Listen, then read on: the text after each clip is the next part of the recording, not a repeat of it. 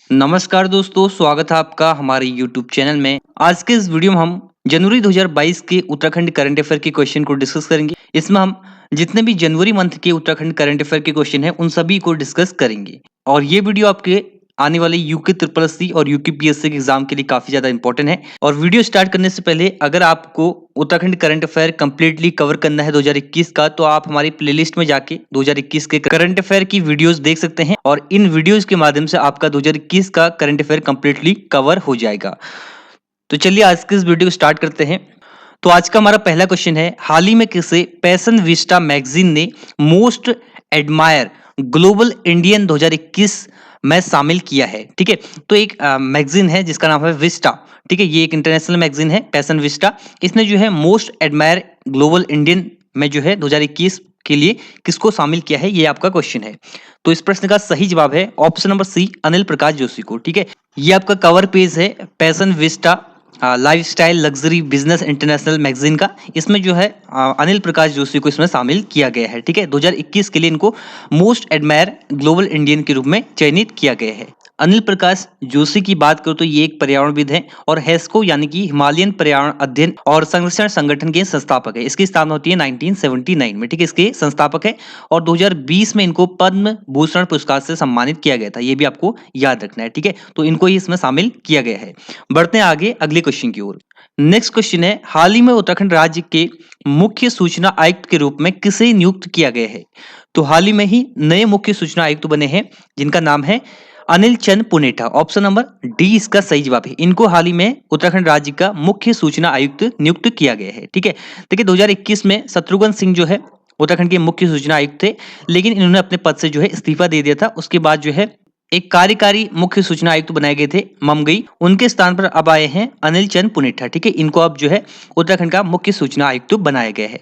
यहाँ पर देखिए मुख्य सूचना आयुक्त के साथ साथ दो सूचना आयुक्त भी बनाए गए हैं। जैसे मुख्य निर्वाचन आयुक्त के साथ दो निर्वाचन आयुक्त भी होते हैं, उसी प्रकार से यहाँ पर देखिए मुख्य सूचना आयुक्त के साथ जो है दो सूचना आयुक्त भी बनाए गए हैं। एक है इसमें विवेक शर्मा और दूसरे हैं विपिन चंद्र। ठीक है, तो मुख्य सूचना आयुक्त कौन है?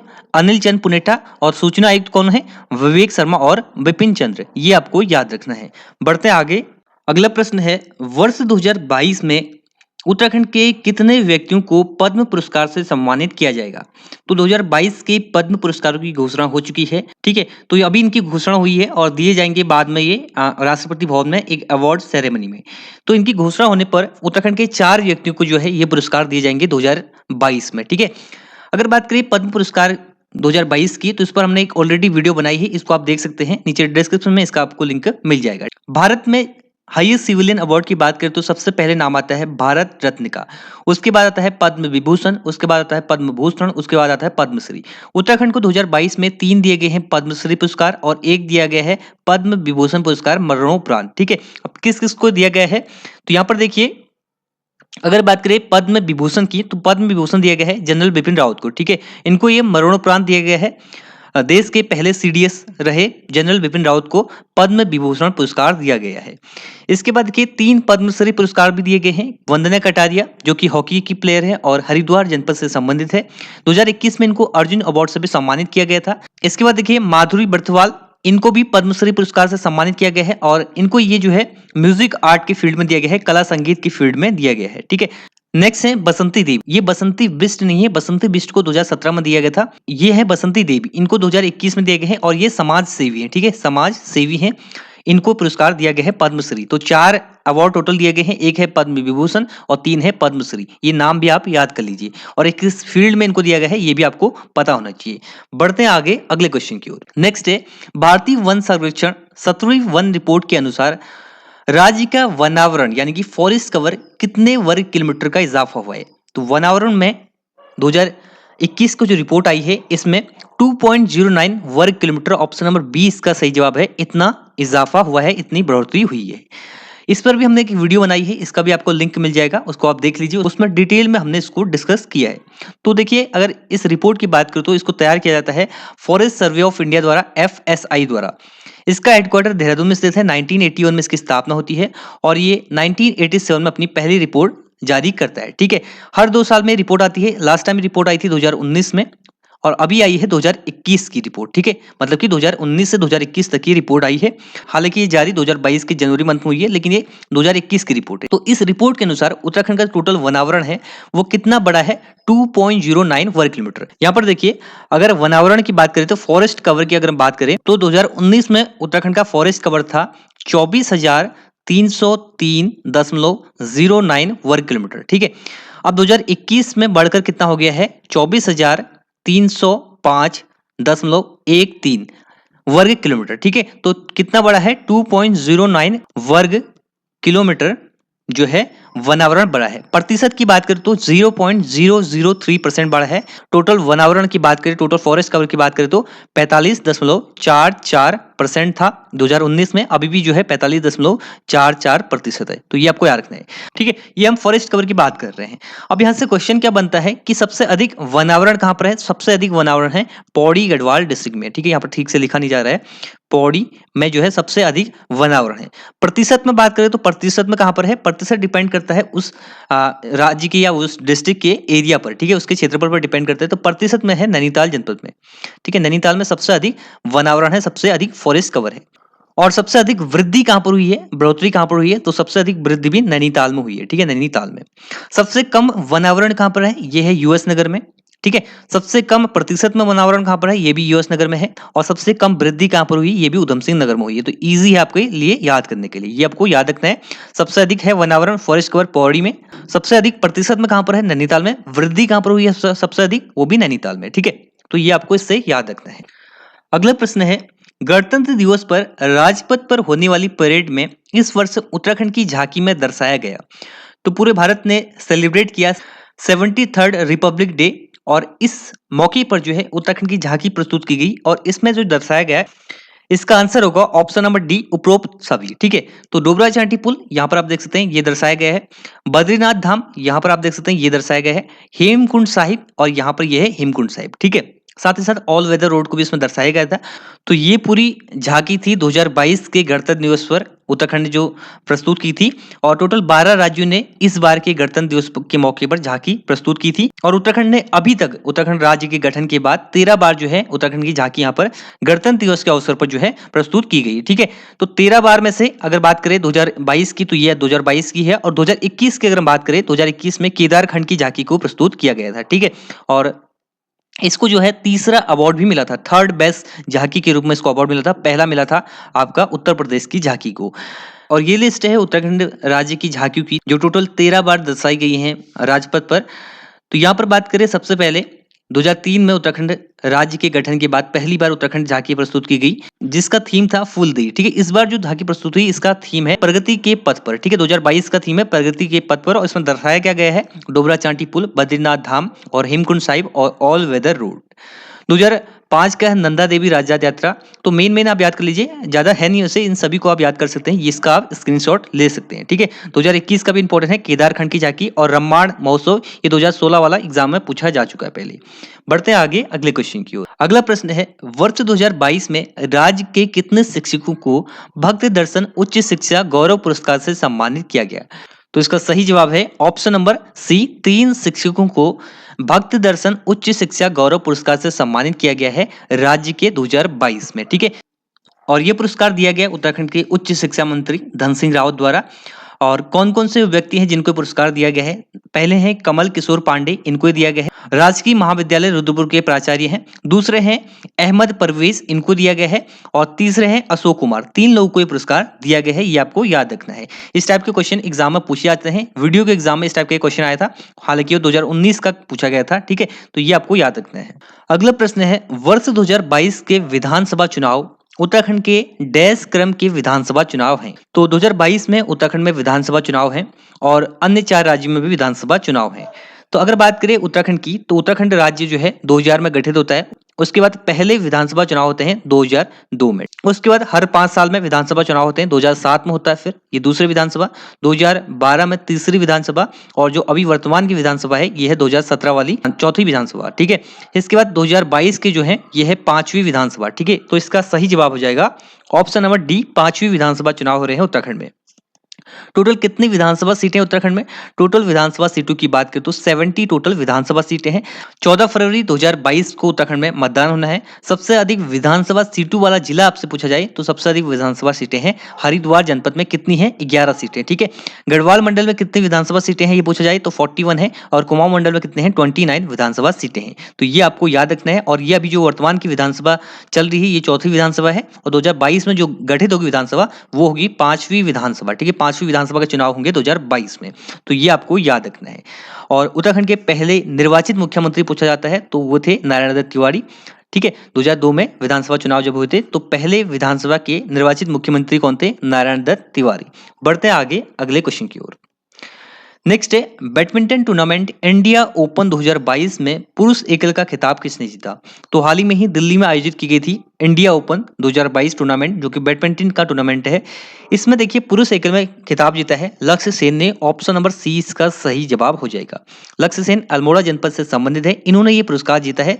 तो इंपॉर्टेंट आपके लिए है लक्ष्य सेन, ये पुरुष एकल में जीता है। ठीक है। महिला एकल में थाईलैंड के प्लेयर है, ये आपके लिए उतना इंपॉर्टेंट नहीं है। सबसे ज्यादा इंपॉर्टेंट है लक्ष्य सेन। ठीक है। और ये प्रतियोगिता कहां पर हुई थी? ये टूर्नामेंट कहां पर हुआ था? नई दिल्ली में टूर्नामेंट हुआ था। बैडमिंटन का टूर्नामेंट है इंडिया ओपन। और लक्ष्य सेन ने ही वर्ल्ड बैडमिंटन चैंपियनशिप हुई थी 2021 में, इसमें कांस्य पदक जीता था। कौन सा पदक जीता था? 2021 में कांस्य पदक इन्होंने जीता था। ये आपको याद रखना है। बढ़ते हैं आगे। नेक्स्ट है बाघ संरक्षण प्राधिकरण की रिपोर्ट के अनुसार जो है देश में बाघों के लिए सबसे सुरक्षित जंगल है। तो इसके अनुसार देश में बाघों के लिए सबसे सुरक्षित जंगल है उत्तराखंड का जंगल। ठीक है। ऑप्शन नंबर 20 का सही जवाब है। तो हाल ही में एक सर्वे किया गया जिसके अनुसार उत्तराखंड का जो जंगल है वो बाघों के लिए सबसे सुरक्षित है। अब ऐसा क्यों है? क्योंकि देखिए राष्ट्रीय बाघ संरक्षण प्राधिकरण एक रिपोर्ट जारी करता है हर 4 साल में। ठीक है। अब जो है 2022 में आएगी रिपोर्ट की कितनी संख्या है बाघों की। लेकिन हाल ही में एक विभागीय रिपोर्ट आई है और इसमें बताया गया कि किस राज्य में बाघों की कितनी मृत्यु हुई है अंतिम 10 सालों में। ठीक है। अंतिम 10 सालों की अगर बात करें तो मध्य प्रदेश में 244, महाराष्ट्र में 168 और कर्नाटक में 138, उत्तराखंड में 96 बाघों की मृत्यु हुई है। ठीक है। जबकि जो है महाराष्ट्र से अधिक बाघों की संख्या कहां पर स्थित है? उत्तराखंड में स्थित है। अगर 2018 की रिपोर्ट के अनुसार बात करें राष्ट्रीय बाघ संरक्षण प्राधिकरण की तो सबसे ज्यादा बाघ कहां पर है? वो है मध्य प्रदेश में। ठीक है। कितने? 526, उसके बाद है कर्नाटक में 524 और उसके बाद है उत्तराखंड में 442। तो इसलिए जो है उत्तराखंड जो है सबसे अधिक सुरक्षित है बाघों के लिए, इसलिए उत्तराखंड के जंगल सबसे अधिक सुरक्षित हैं बाघों के लिए। ठीक है। तो ये आपको याद रखना है और ये डेटा भी आप याद कर लीजिए किस राज्य में कितने बाघ हैं। उत्तराखंड की पोजीशन जो है 3rd है बाघों की संख्या के मामले में। बढ़ते हैं आगे अगले क्वेश्चन की ओर। नेक्स्ट है हाल ही में राज्य के किस व्यक्ति को ग्लोबल ग्रीन अवार्ड 2021 से सम्मानित किया गया? तो इस प्रश्न का सही जवाब है ऑप्शन नंबर ए सत्येंद्र सिंह भंडारी को। ठीक है। सत्येंद्र सिंह भंडारी को 2021 का ग्लोबल ग्रीन अवार्ड दिया गया। 2020 का किसको दिया गया था? 2020 का दिया गया था प्रताप पोखरियाल को। ये भी आपको याद रखना है। ठीक है। इनको ये अवार्ड दिया गया है और इनको यह अवार्ड किस लिए दिया गया है? तो इनको देखिए शिक्षा, पर्यावरण और अन्य जागरूकता कार्यों में सराहनीय योगदान के लिए यह अवार्ड दिया गया है। ठीक है। भारत में टोटल 42 लोगों को यह अवार्ड दिया गया जिसमें से एक उत्तराखंड के हैं सत्येंद्र सिंह भंडारी। बढ़ते हैं आगे अगले क्वेश्चन की ओर। नेक्स्ट है हाल ही में किस राज्य सरकार ने वृद्धावस्था पेंशन को 1200 से बढ़ाकर 1400 कर दिया है? तो इस प्रश्न का सही जवाब है उत्तराखंड सरकार ने। ऑप्शन नंबर बी इसका सही जवाब है। 2021 की जो अंतिम कैबिनेट की बैठक हुई थी 31 दिसंबर 2021 को, उस मीटिंग में फैसला लिया गया कि 200 रुपए की वृद्धि की जाएगी वृद्धावस्था पेंशन में। मतलब कि पहले जो 1200 रुपए दी जाती थी वो दी जाएगी अब 1400 रुपए। ठीक है। और ये किस राज्य सरकार ने किया है? उत्तराखंड सरकार ने किया है। और आपको कमेंट बॉक्स में बताना है कि वृद्धावस्था पेंशन जो दी जाती है वो किस उम्र के बाद दी जाती है, किस उम्र से स्टार्ट होती है। ठीक है। तो ये आपको कमेंट बॉक्स में बताना है। बढ़ते आगे। नेक्स्ट है उत्तराखंड के किस सदस्य को भारतीय युवा विज्ञान अकादमी के लिए चयनित किया गया है? तो इस प्रश्न का सही जवाब है option number D Arun Jugran को। तो देखिए फ्रेंड्स गोविंद बल्लभ पंत राष्ट्रीय हिमालयन पर्यावरण संस्थान जो कि अल्मोड़ा में है, इसका एक रीजनल सेंटर श्रीनगर में है। ठीक है। इसके ये वैज्ञानिक है अरुण जुगरान। इनको जो है 5 साल के लिए भारतीय युवा विज्ञान अकादमी के सदस्य के रूप में चयनित किया गया है। भारत में टोटल 22 प्रतिभागियों को सदस्य के रूप में चयनित किया गया है और उनमें से एक उत्तराखंड के हैं अरुण जुगरान। बढ़ते हैं आगे। नेक्स्ट है हाल ही में केंद्रीय गृह मंत्रालय द्वारा उत्तराखंड के किस प्रशिक्षण संस्थान को होम मिनिस्टर ट्रॉफी से नवाजा है? तो इस प्रश्न का सही जवाब है option number A, ATC Haridwar. तो हाल ही में ही नई दिल्ली में एक प्रतियोगिता आयोजित की गई थी। प्रतियोगिता का मतलब है इनमें बहुत सारे सेंटरों के नाम भेजे गए थे, जैसे पुलिस प्रशिक्षण महाविद्यालय नरेंद्र है, इसका भी नाम भेजा गया था। रिक्रूट प्रशिक्षण केंद्र देहरादून है, इसका भी नाम भेजा गया था। तो और अन्य राज्यों के भी प्रशिक्षण केंद्रों के नाम भेजे गए थे, उसमें से सेलेक्ट हुआ था एटीसी हरिद्वार, जो कि सेंट्रल जोन का जो है बेस्ट प्रशिक्षण इंस्टीट्यूट है। ठीक है, कौन है? एटीसी हरिद्वार। बेस्ट का मतलब है इसने जो है इसमें प्रथम स्थान प्राप्त किया। तो बढ़ते हैं आगे अगले क्वेश्चन की ओर। नेक्स्ट है, उत्तराखंड के किस व्यक्ति को मदर टेरेसा मेमोरियल अवार्ड दिया गया? तो इस प्रश्न का सही जवाब है option number C, Anil Prakash Joshi को। अनिल प्रकाश जोशी के बारे में मैंने आपको बताया अभी। हेल्सको के संस्थापक है। 2020 का इनको पद्म भूषण पुरस्कार दिया गया और इनको जो है 2021 का मदर टेरेसा मेमोरियल अवार्ड भी दिया गया है। ठीक है, ऑप्शन नंबर सी इसका सही जवाब है। किसको दिया गया है? अनिल प्रकाश जोशी को। नेक्स्ट है, नीति आयोग द्वारा जारी स्वास्थ्य सूचकांक में उत्तराखंड कौन से स्थान पर रहा? तो हाल ही में नीति आयोग ने स्वास्थ्य सूचकांक जारी की है। इसमें उत्तराखंड की बात करूं तो उत्तराखंड रहा है 15वें स्थान पर। ऑप्शन नंबर डी इसका सही जवाब है। तो इस रिपोर्ट को जारी किया है नीति आयोग ने, national institution for transforming India, जिसकी स्थापना होती है 2015 में, और ये इसकी फोर्थ रिपोर्ट है। फोर्थ रिपोर्ट में जो है उत्तराखंड को 15th रैंक मिली है बड़े राज्यों की श्रेणी में। उत्तराखंड को भी इसमें बड़े राज्यों की श्रेणी में शामिल किया गया था। और सबसे पहले स्थान पर कौन रहा है? तो सबसे पहले स्थान पर रहा है केरल। ऑप्शन नंबर डी इसका सही जवाब है। उत्तराखंड का स्थान है 15वां। नेक्स्ट है, हाल ही में किसे साहित्य अकादमी का बाल साहित्य पुरस्कार से सम्मानित किया गया है? तो हाल ही में ही उत्तराखंड के व्यक्ति हैं जिनका नाम है देवेंद्र मेवाड़ी। इनको जो है साहित्य अकादमी द्वारा बाल साहित्य पुरस्कार से सम्मानित किया गया है। देखिए, एक दिया जाता है साहित्य अकादमी पुरस्कार और एक दिया जाता है बाल साहित्य पुरस्कार। ठीक है, तो हम यहाँ पर बात करें बाल साहित्य पुरस्कार की, तो उत्तराखंड के देवेंद्र मेवाड़ी है। तो इनका एक नाटक है नाटक में विज्ञान, इसके लिए जो इनको बाल साहित्य पुरस्कार दिया गया है 2021 का। ठीक है, और एक और इम्पोर्टेंट बात, 2021 के साहित्य पुरस्कारों की भी घोषणा हो चुकी है। एक नाम आपको याद रखना है, नमिता गोखले, जो कि इनका बचपन जो है नैनीताल जनपद में ही बीता है और इनको जो है अंग्रेजी भाषा के लिए साहित्य अकादमी पुरस्कार दिया गया है 2021 का। कौन सा इनका उपन्यास था? थिंग्स टू लिव बिहाइंड के लिए इनको जो है साहित्य अकादमी पुरस्कार दिया गया है। दया प्रकाश सिन्हा को हिंदी में जो है साहित्य पुरस्कार दिया गया है। हिंदी के ये लेखक हैं और इनका एक नाटक है सम्राट अशोक, इसके लिए इनको जो है 2021 का हिंदी का साहित्य अकादमी पुरस्कार दिया गया है। ठीक है, तो आपको क्या याद रखना है? देवेंद्र मेवाड़ी को दिया गया है बाल साहित्य पुरस्कार, जो कि उत्तराखंड के हैं। दूसरा याद रखना है, नमिता गोखले को दिया गया है थिंग्स टू लिव बिहाइंड उपन्यास के लिए, नोवेल के लिए इंग्लिश भाषा का साहित्य अकादमी पुरस्कार 2021 का। और दया प्रकाश सिन्हा को हिंदी भाषा का सम्राट अशोक नाटक के लिए साहित्य अकादमी पुरस्कार दिया गया है। ठीक है, दो आपके लिए काफी इंपॉर्टेंट है, बाल साहित्य पुरस्कार में देवेंद्र मेवाड़ी और साहित्य अकादमी पुरस्कार में नमिता गोखले। ये आपके लिए महत्वपूर्ण है, इनका नाम आपको याद रखना है। बढ़ते हैं आगे। नेक्स्ट है, 1971 charge of the Gorkha and other stories book को किसके द्वारा लिखा गया है? इसके लेखक कौन है? तो हाल ही में लॉन्च हुई है ये पुस्तक, जिसका नाम है 1971 charge of the Gorkha and other stories. इसके लेखक है Rachna Bisht Rawat. Option number A इसका सही जवाब है। ठीक है, तो ये आपको याद रखना है। अगला प्रश्न है, हाल ही में चर्चा में रहा लंपियाधुरा दर्रा स्थित है? तो हाल ही में लंपियाधुरा चर्चा में था फिर से, और ये चर्चा में था नेपाल का फिर से क्लेम किया है। नेपाल जो है क्लेम करता रहता है लिपुलेख दर्रे पर, काला पानी पर और लंपियाधुरा पर कि ये हमारी टेरिटरी के अंदर आता है। ठीक है, हालांकि इंडिया इसको बार बार खारिज करते रहता है।